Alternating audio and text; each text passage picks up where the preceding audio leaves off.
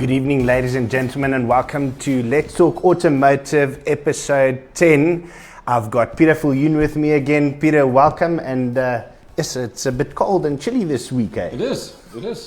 The coldest, I believe, in 4 years in Pretoria. It's this cold. Guys at home, we are talking after sales tonight. So everything that happens after you've actually bought the vehicle. We're talking about servicing, etc., service plans, maintenance plans, all that sort of stuff. We've got a guest joining us all the way from the Western Cape tonight. I'm excited to have him on the show. What are we going to talk about? Sure. Why don't you tell us what we're going to talk about tonight? Okay, so we're going to talk about servicing your vehicle. And I think for most customers, the enjoyment factor in terms of servicing your vehicle is probably equal to that of having root canal. So I thought what we'd do tonight is we'd go through what is the process of what your vehicle goes through and what the dealership goes through when they service your vehicle, and maybe give you guys an opportunity to also give us some questions and ask a few things about what happens with the servicing process. And maybe we can address a few old housewives' tales with that as well. So first things first is the basics. How do you book your car in for a service? When you arrive at the dealership, what is the process? How do the service advisors accept your vehicle in? I think a hot button for a lot of customers is explaining the labour rates, and we're going to go through how the labour rates are developed in various dealerships. And then what gets done to your vehicle while it's at the dealership. No matter what the repair that's been done, whether it's in for a service or whether it's in for a major repair, what physically happens to the vehicle. I think an important one from a transparency point of view is to talk about how dealership makes money in the workshops. But I think to balance that out, we're also going to have a look at how dealership can lose money in a workshop, and it is quite a daunting task for the dealerships. There's a lot of risk at play. We're going to have a look at the parts department and the relationship between the parts department and the workshop and how that all plays together. And then once the job is finished, how do you receive your car back? And a very critical one that I want to highlight for the customer, and that is explaining the invoice and some of the questions that perhaps customers can ask when they get their invoice presented to them. So absolutely jam-packed. We're also going to have a little bit of fun in the middle with a guessing game. But for you guys at home, I want to welcome the guys watching the show on raceday.tv. We've also got the show going out to JAC Westrand's Facebook page, and also tonight to Star Nissan Vescas's Facebook page. So awesome to have you guys here. I want to ask you guys the consumer side of things, and I want to ask the guys from the dealership side of things watching the show. If you guys have like maybe the top one thing that frustrates you the most about the servicing experience, what would that be? Drop that into the comments, and we'll get to that later in the show. And then for the guys from the dealership, let's make it an even playing field. Yeah. The guys from the dealership, if you have, what is your one most frustrating thing of dealing in the workshop, on the service and parts departments with the consumers? Let's have a little bit of an interesting debate. And just to cut in there, I think maybe what would really be fun is with our guest, if we can ask him what his funniest experiences in the workshop Absolutely. that he's had. Let's do that. All right, guys, for you guys, I've got Louis Buerta, Dean Leview, Francis Cousins. I've got Jeanette Pretoria saying evening. Thank you guys for watching. Yaku Riede has just joined us. Let's jump in. Let's start with, I've bought my car. I've driven it for either the kilometers that I need to drive it, or it's been a year, and now I have to take my car in for a service. What happens now? Well, I think, first of all, you've raised a very, very important point there. What a lot of customers don't realize is that if you've got a maintenance plan or a service plan or a warranty on your vehicle, those are normally not only linked to kilometers, correct, but also to time. Yes. So you might only do 10,000 kilometers in a year, but every year you've got to take your vehicle in. So that's something you should really make note of. But essentially, you can book your car in different ways. These days, you can take your vehicle, you can book it in online. So you can go to the dealership's website and you can physically book it in online, or you can phone them, or you can physically go and visit them. So there's a number of ways to book the vehicle in. Yes. When the day arrives, one of the things that I would suggest customers do is just communicate with the dealership in terms of what sort of transport needs they have. Yes. How am I going to get back to work? How am I going to get back to home if I'm going to be staying home? Very interesting point that you raised there. Here in South Africa, I think we're a little bit spoilt when it comes to being dropped off and courtesy cars and all that sort of stuff. So let's just elaborate on that a little bit. Yeah, I mean, it's quite interesting. If we look at typically most of the brands worldwide will offer you mobility. Yes. So when you take your vehicle in, we will keep you mobile, Mr. Customer. But mobility means different things in different places. So in Germany, for example, mobility could be a bus ticket or a train ticket back to the office. Yes. Some dealerships I've seen in Australia, literally they have bicycles on the wall. And you pick a number, you get your bicycle and you cycle off back to work. Whereas in South Africa, we've obviously got different dynamics, different circumstances. So here, mobility means physically taking you back in a vehicle, or in the extreme case, a courtesy vehicle. Yes. All right, I think we've got our guest on the line, so let's introduce him because I would like him to be part of our discussion going forward. So joining us tonight all the way from the Weskus, Johan Reder, the dealer principal of Star Nissan Weskus. Johan, thank you very much. How are you doing? Well, obviously a lot better than you guys. I'm enjoying still a little bit of sunshine left of the day, so yeah, excellent. Awesome, thank you very much. I don't know how much you got to hear of our first point and topic that we're discussing, booking in your vehicle at your dealership. How would that normal process work? Well, like Peter told you that in most instances you've got the electronic ability to go online and book a service, or either you phone in and the process starts from there. So I think the process, starting off the process, there's different ways to communicate to the dealership when and what you would like to be done on your vehicle, servicing wise. And then from there onwards, there's obviously a process once you arrive at the dealership that 99, let's say all dealerships need to follow. And it's not only a thing that we thumbs up, it's a thing that's subscribed from the manufacturer.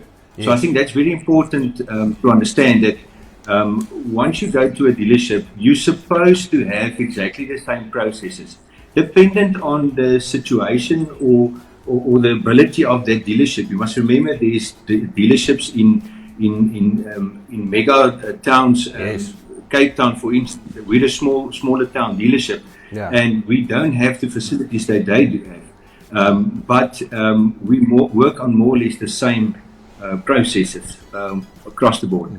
Okay, let's get to that because that's very important. I want the viewers to understand that we want to give you some insight to understand what happens behind the scenes and why it happens when you're taking your vehicle for a service. Because let's face it, I feel the same way, and I'm sure you do. It's a bit of a grudge purchase, if we can call it that. It's not something that we look forward to. And from the dealership side, that's probably the hottest seat to have in a dealership, is being a workshop manager or being a service advisor. I mean, you couldn't pay me enough money to be a service advisor. My heart goes out to the service advisors. It's a very tough job. And I think one of the things that we can kick off with really is that let's set expectations, let's manage expectations. One of the things that I really would suggest customers do when they get to a dealership, when they're booking their vehicle in, is manage when they're going to get their vehicle back. Yes. And a lot of that is a function of what time they originally arrived at the dealership. Correct. The early bird catches the first worm, and it's certainly true when it comes to booking your car in. There's a lot of planning that takes place, and the work has got to be allocated out to the various technicians. So the earlier you can get into the dealership, the quicker you can expect your vehicle back. So if you rock up at 9 o'clock and you want your vehicle back at 2 o'clock, you've put a lot of undue pressure in terms of the planning of the dealership. So little things like that, make sure you get to the dealership on time.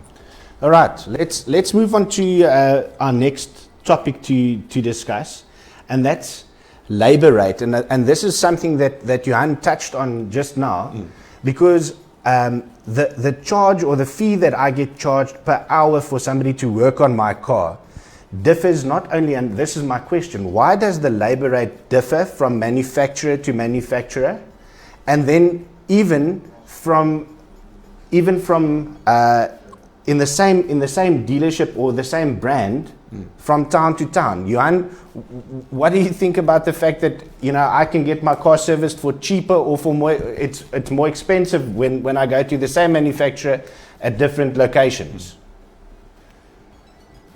Fani, that's a great question. I think on everybody's mind is that when I bring my vehicle in for service, I would think that my vehicle's hourly rate that they work on will be the same across the board. Because the fact is that all the technician on your vehicle had the same or similar training, certification. We call it a red seal that they finalize their qualifications to. And I would say that's what I think is in the mind of the customer. And to answer your question on that, I would say that there's a calculation that is sent through to all dealerships within various manufacturers. So you will find out that manufacturer X will ask for argumentative sake 700 Rand an hour. But the guy just next to him will ask you 1,200 Rand. It all depends on the brand, number one. And if you're looking at area-wise, it depends on in your area. So if you have a different dealerships in your area, they look at your different manufacturers, let's say Nissan or Toyota or Ford or Mercedes, and they say, what is the average going rate in this area? And according to that, there's formulas that the factory work out, and the manufacturer sends that through to the dealership. So the dealership, if he is a franchise holder like Nissan, like I have, yes. Then you are regulated to say, listen, this is the average rate. I can't go ask now 1,200 Rand if the guy next to me in Vredenburg is asking 600 Rand. I need to be I'm regulated. Yes. Everything I do is regulated. Yeah. So that's why it's important to make sure that when you service your car, and that will be the following points, to keep it within the servicing records, to keep it yes. at a validated manufacturer service. Don't take it to anybody else. You will save money, but there's a lot of things connected to that, and we'll go deeper into that, but it's warranties and if something happens. So, but the long and short is there's a calculation for each area that they calculate for, and that is determined by the manufacturer and given to the dealer to ask the customer. Okay, here's what I want to jump in now, and then I'm going to leave it to you guys to discuss this for me, because this is something that I think is probably the most confusing when it comes to actually servicing your car, is the difference between a service plan and a maintenance plan and the warranty. So if I can leave you guys to discuss that for me. Pete, what's your thoughts? Okay, so just to add on to what Johan's saying in terms of how the labour rates are regulated, and that also draws down into the labour rates that the dealers are allowed to charge for work that they perform when they're doing maintenance plan work or yes. warranty work or service plan works. So I think just on a high level, I'd like to maybe just break down the difference between a warranty, a maintenance plan, and a service plan. Because a lot of people will say, well, if I've got a warranty, why do I need a maintenance plan? If I've got a service plan, why do I need a maintenance plan? So a warranty is just as the name suggests, it warrants the product against material defects that may occur on the vehicle. And in fact, depending on the extent of the warranty, and warranties will diminish over the years, so they're not as all-encompassing in year 2 or 3, for example. But a warranty will, for example, replace a component that fails as many times as it takes until that component is repaired. A maintenance plan is not a warranty. A maintenance plan is a scheduled service that takes place on the vehicle. Now, people will then say, okay, well, what's a service plan? Isn't yes. that the same thing? Yes. And the answer is no. So a maintenance plan is a little bit more encompassing than a service plan. So a maintenance plan will cover a lot more maintenance functions on the vehicle, whereas a service plan looks at only the service items that are applicable during your scheduled services. Okay, awesome. So I've got a couple of guys joining us online. I've got a question, or Tina Smith has said, hello, looking forward to tonight's discussion. Tina, thank you very much for joining us. I've got Nicholas Richardson saying good evening. And here's Johannes Janse van Rensburg, guys. Great topic. Most customers are not educated on these points. A very difficult topic to handle from a dealer and a group perspective. I think we all feel, because we all come out of the dealership side and from the retailer side, this is a difficult place to work, Pete. It's very difficult, and I'm sure Johan will agree with me on this. You know, it's such a delicate balance that you're always trying to achieve in terms of the commercials and making business sense out of a workshop, but at the same time making sure that you are satisfying the customer. And on top of that, you've now got to satisfy your franchise holder as well. Let's put Johan on the spot here quickly. Johan, there's a very interesting story that I remember you telling me at your Nissan Hatfield days. Remember the Nissan Navara, the LE, that made a noise with a customer that brought the car back a couple of times to look for this noise on the car. And eventually you took out the car with the customer and you found the noise. Won't you just very shortly tell us that story again? Long story short, okay. So we found the noise. The moment I traveled with my bakkie. I had a similar bakkie at that stage. Drove it many ways, off-road, everything, didn't get a similar effect. I took 2 or 3 other ones at other dealerships, tested it, no effect. And one day I asked the customer, invited him to say, listen, can we take your bakkie for the test drive? So that you can explain to me more in depth what it is. So long story short, the moment he drives over 195 kilometers an hour, and that's a true story, then there's a bad noise on that car. It's scary. It's scary. And I said to him, you know what? I understand now. I'll get back to the manufacturer. The manufacturer will obviously say, listen, you should be keeping this vehicle in specifications 120 kilometers an hour. Above that, what happens with the car is not their concern, because it's not lawful. Okay. So one evening, me and a friend were a little bit late for a flight, and I took my Navara, and the moment I hit 195, exactly the same. So there was a guy driving at the back of us, which was one of our friends, and he phoned me while I was driving the speed, but all of a sudden the noise went away, and he said to me, Johan, jou aerial het nou net afgekom. The aerial was bashing against the top of the roof because of the speed and the wind pushing it downwards. So I phoned the customer. I said to him, I've got your problem solved. And yeah, that's quite a funny story. Thank you, Fani, for that. But I don't think they can hold me responsible for that anymore. Absolutely that's many not. moons ago. That's many moons ago when we were young and beautiful. Now we're just beautiful. So let's move on to the next. Let's move on to the next topic there, Pete. What are we going to discuss? Okay, so I think a customer drops their vehicle off, and then that's the last they see of it until they fetch it again. So yes. I think a lot of customers in their minds are asking, well, what happens to my vehicle while it's there? So I thought we'd just take them through a quick process, and perhaps Jan can embellish on that as well. So most times your vehicle will be checked in with a service advisor, and they will do an inspection on the vehicle, and that's to protect both you and the dealership, so that you don't come back and say, I didn't have that scratch on there, and this kind of thing. What I've seen with some dealerships is they have high resolution cameras. So you literally drive into a space and you take a photograph, 360-degree view of the vehicle. So the vehicle gets inspected. There might be a bit of diagnostic work that needs to occur depending on what the issues raised by the customer when they were booking their vehicle in. It gets cleaned, especially in the areas that are going to get worked on. So not the whole car, but the areas that are going to get worked on get cleaned. Then the vehicle gets worked on.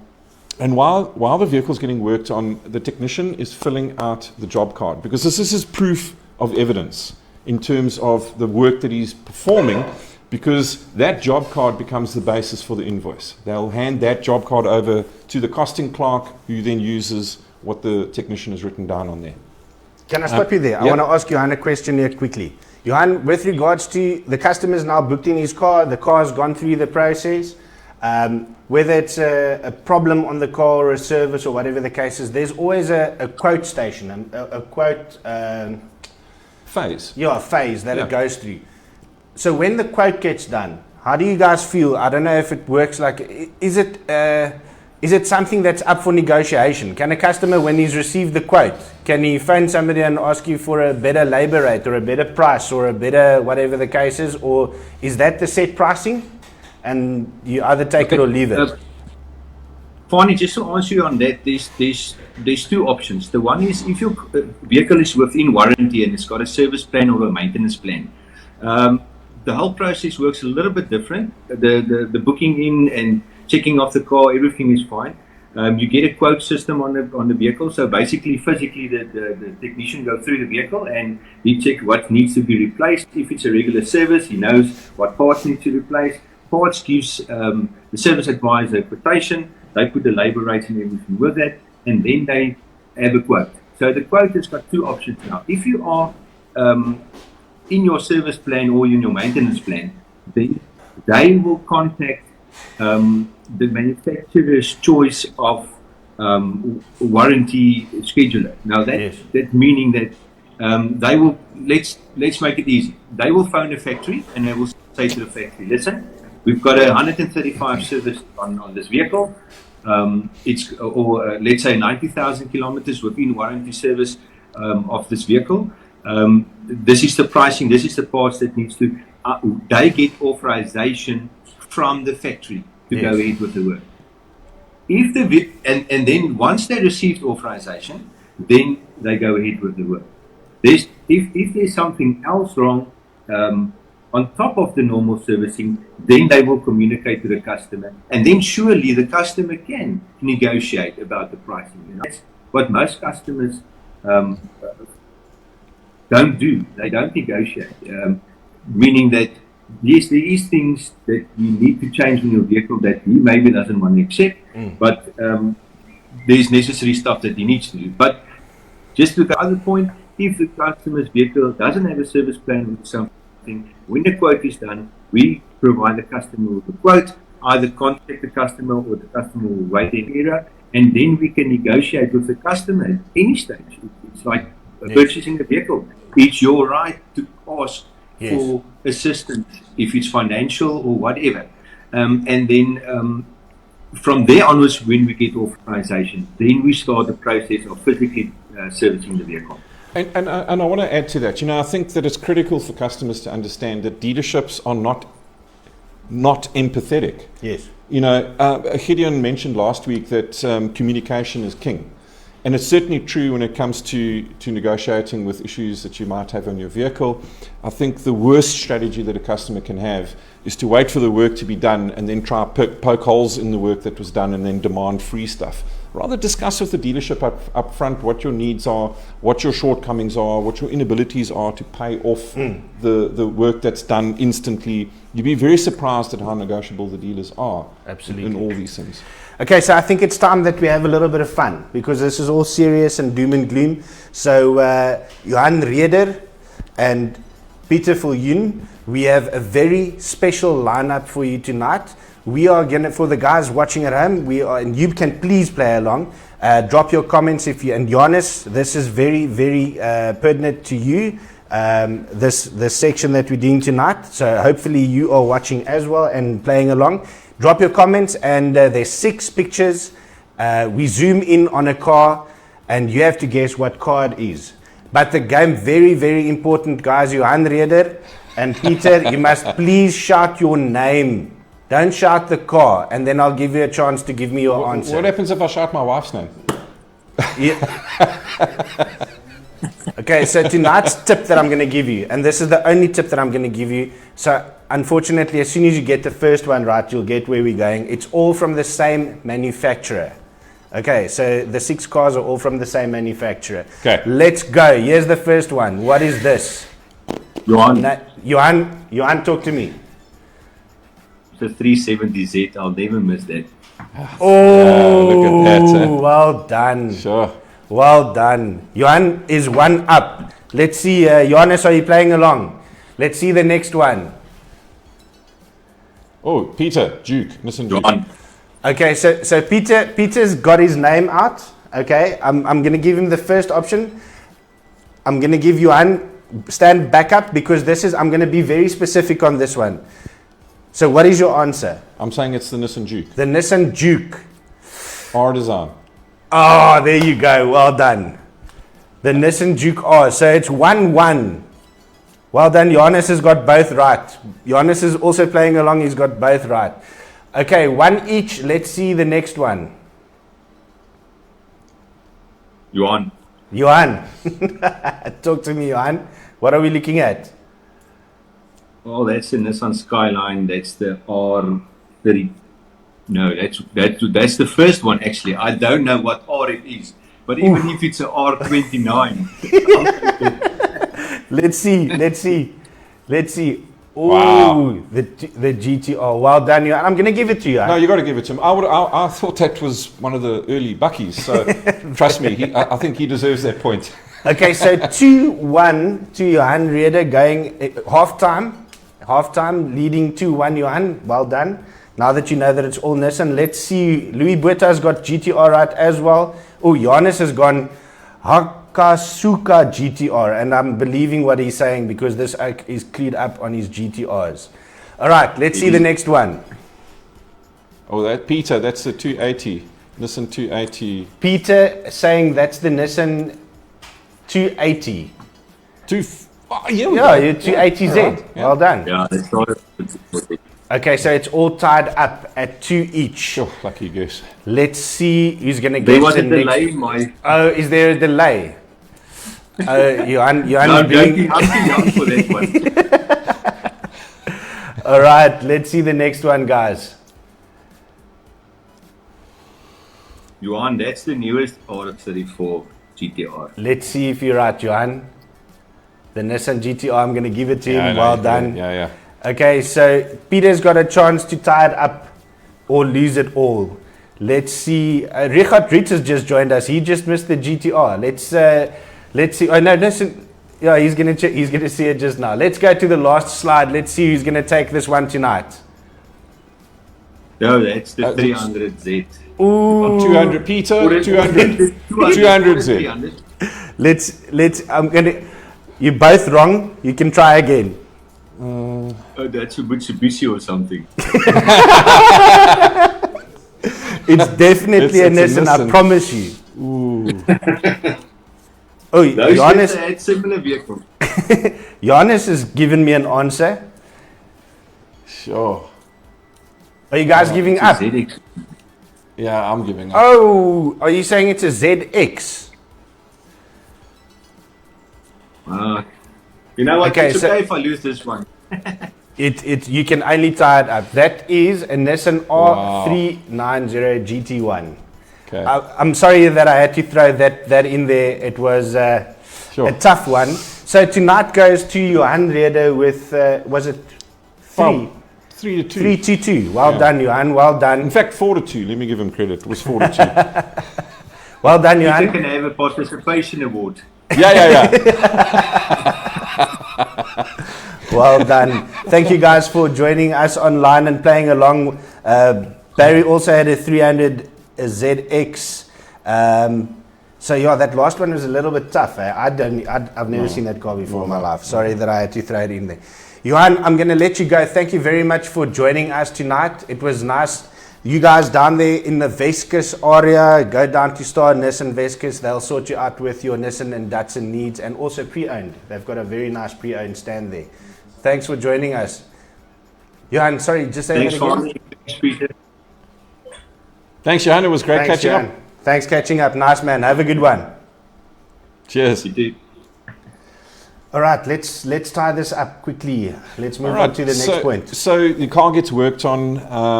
Hopefully everything gets fixed right first time, Yes. which is critical for the dealerships. I think another thing that customers don't realize is that part of the labor rate that dealerships earn is also variable. So they're not guaranteed to get paid that labor rate by the manufacturer. Yes. They've got to earn it. They've got to earn their stripes. And one of the ways is with customer satisfaction surveys. Yep. So you ultimately want to make sure that the car gets fixed correctly first time. Otherwise, that severely hampers your customer surveys.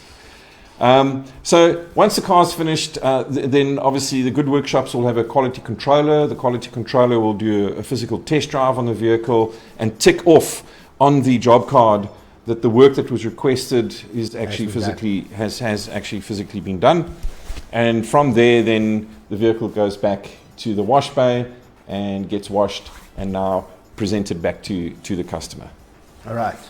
Okay, so this is very important because I want the customers to also understand that the workshop and the parts department in a dealership is what's the right word that I'm looking for?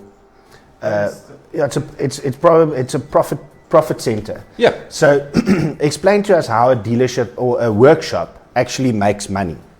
Okay, so the basis of it is that the manufacturer will determine how long a particular job will take to do, and based on that, they issue operation codes, and that's the only amount of time that a customer may charge for. So let me give you an example.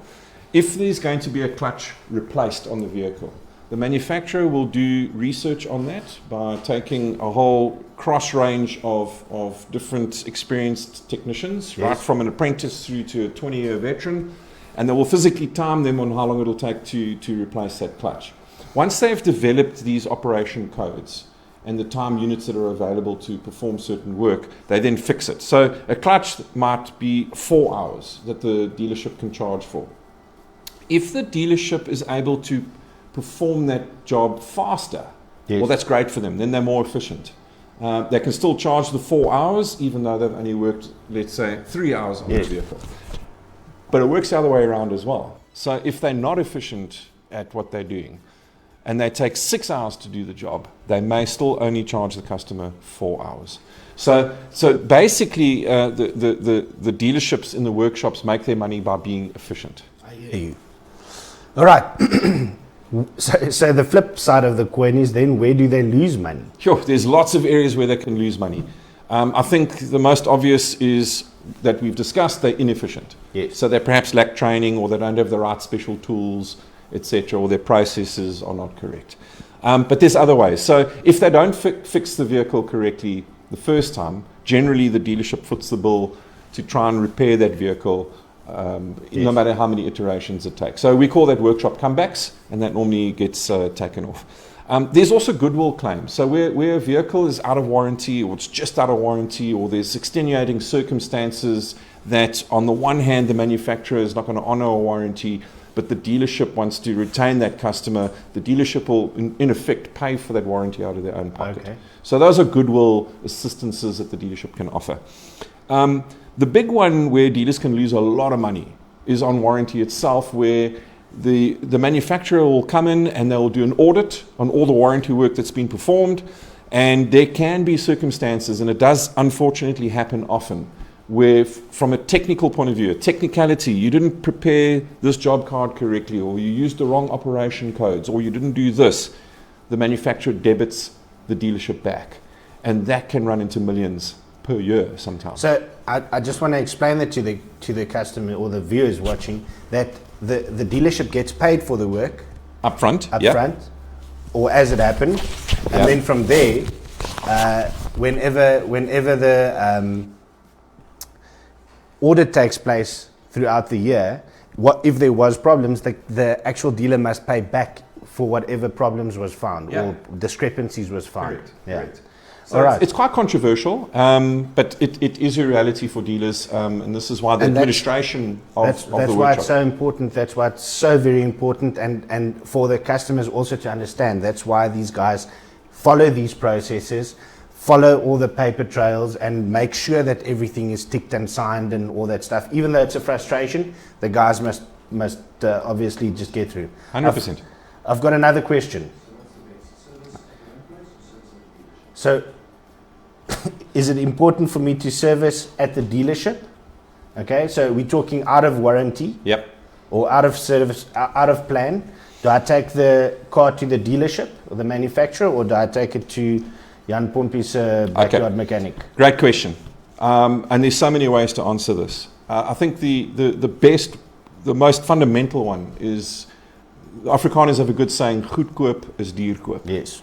And sometimes to get a better labour rate out of a non-franchised workshop around the corner can come back and bite you.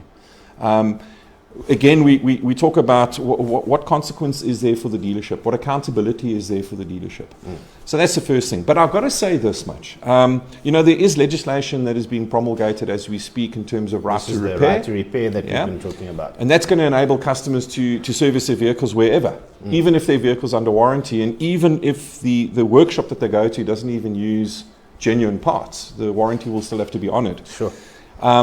But I mean, we've seen the world over, and we see it in South Africa already as well, that the manufacturers and the dealerships and the franchise dealerships already make allowances for vehicles that are out of warranty. So they do have special labour rates for vehicles that are out of warranty. Yes. And quite a lot of times you'd be surprised that despite perception, sometimes the parts pricing from the franchise dealership is actually cheaper than you could get at an aftermarket facility as well. So it's prudent for the customer to have a look and see what is the best option. But ultimately, I think that the customers get a fair deal. And if we look at labour rates internationally, that's exactly. We discussed this before. Yeah. You did a bit of a research and comparison. Why don't you tell us about what you found where was it? The UK? The UK. Yeah. Man, if you want your eyes to water, go service your car in the UK. On some of the premium brands, the labour rates can be as high as £203 per hour ex VAT. Jeez. Now that's nudging R4,500 an hour. So, I don't think we too unkind on customers from a franchise point of view. But things can. There are obviously certain items that can be expensive, but Sure. I think overall we in pretty good shape in South Africa. Let's get to the other half of the marriage when it comes to after sales. It's not just the workshop. It's also the parts department. Yeah. Okay. So explain to us how the parts department fit into the workshop environment. Okay, so with the parts department, you have a retail counter that sells to folk that come off the street and want to buy parts directly from the dealership if they're doing their own servicing. But ultimately, the biggest customer for the parts department is the workshop. Yes. And this is where things get a bit tricky as well, because you must remember that when a vehicle has a maintenance plan or a service plan, or indeed even some of the warranty issues, the manufacturers are very, very strict in terms of what the pricing can be between the parts department and the workshop. Yes. And most times it's at cost. So the dealership doesn't even have the opportunity to recover inventory holding costs. They've got to pass that part on to the workshop at cost. So the only opportunity really for the parts department to make money is on the retail counter. And again, that comes into how hard can we negotiate when we're at a dealership. Yes. And you've got to keep that in mind. If it's a retail job that's out of warranty, highly negotiable. But obviously, any work that's done within a warranty or a maintenance plan or a service plan environment is strictly regulated by the OEM. Something that comes to mind now is waiting periods for parts. That must be one of the things that frustrates customers the most. Yeah. Why does that happen? If I have a car, I've bought it at dealership X and I take it back to them and something's broken, now they tell me I have to wait 3 to 6 weeks for something to be imported. How does that happen? I think the art of inventory management comes into play when it comes to the parts department, and we measure full rates to the workshop. Yes. Most of the manufacturers will be proud of the fact that they have a full rate of 98% plus. But it's that 2% that can create the heartache for the customer. So there's certain parts that are just simply expensive to keep in stock, and they're not fast movers. So unfortunately, it's a game of swings and roundabouts. But I think there are other things that can happen. You know, I remember when the tsunami happened in Japan. Yes. I mean, that created havoc in terms of parts supply for many years to follow, actually, after that. But I think generally speaking, the OEMs are pretty good. They've got massive warehouses. Some of them have got virtual warehouses where the parts are actually stocked at dealership level. And again, you know, if that part's not available for a reasonable period of time or an unreasonable period of time, the manufacturer will probably offer you mobility. Cool. I've got one more comment here from Johannes. He says, take it to the trusted and trained source. I agree with him. Yeah. Take your vehicle to the dealership. And very interesting, he says, COVID-19 made it a lot worse. Even now, we're struggling to source parts from mother plant. So obviously, exactly the same thing happened.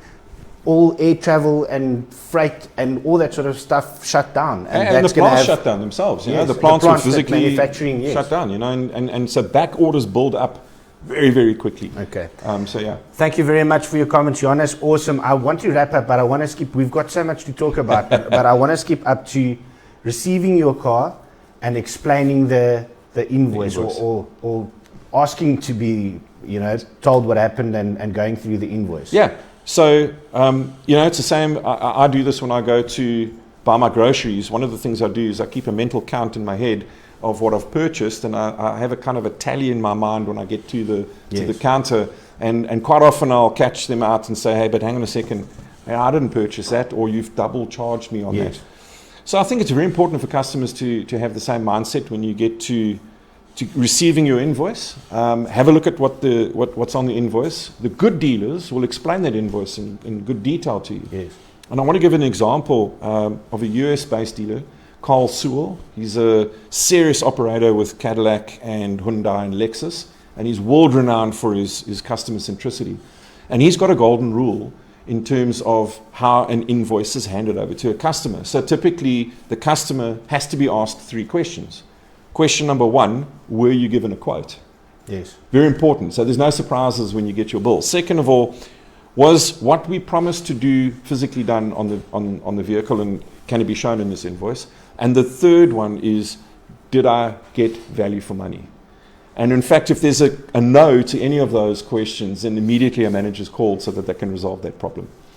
So very important that you open with handing over the invoice, but from a customer perspective that you ask the right questions. That's an awesome tip for dealers out there. I think if you take that 3-step approach, ask those 3 questions when handing over a car, that will eliminate a lot of that. All the doubt and the skepticism. And also it will obviously help the dealership to eliminate the problems right there and then if there was a problem. 100%. And eliminate comebacks and eliminate customer complaints and etc. etc. Well, I hope you guys enjoyed the show. We shared a lot of value. Next week we're going to have an expert on the show to come and talk to us about products pertaining to service plans, warranties, extended plans, etc. etc. So I'm looking forward to that. Peter, thank you very much. What's your final thought on tonight? Well, I just think that, again, you know, if you have this two-way communication with your dealership, you can get so much achieved. The dealers are not out there to get you.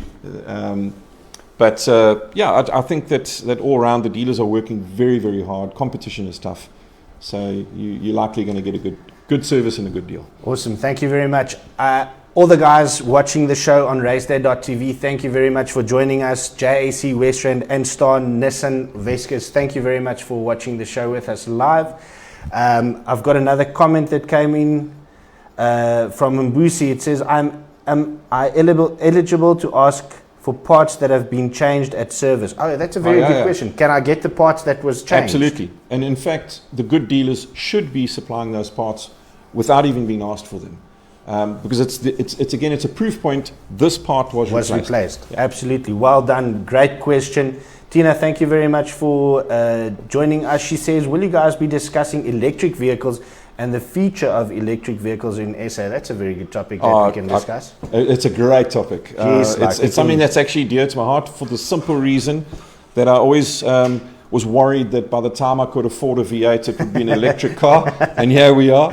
Awesome. But I've had great experiences with electric cars, so lots of feedback that we can actually give. Yeah. Maybe we must squeeze Tino's arm to get one of those guys from Jag Land Rover to come and talk to us about that. Thank you, Tina, for that question. Yes. Guys, thank you very much for joining us. We'll be back here next week, same time, same place, Thursday evening, 6 o'clock with episode 11. Hope to see you guys soon. Have a good week. Cheers. Cheers, everyone.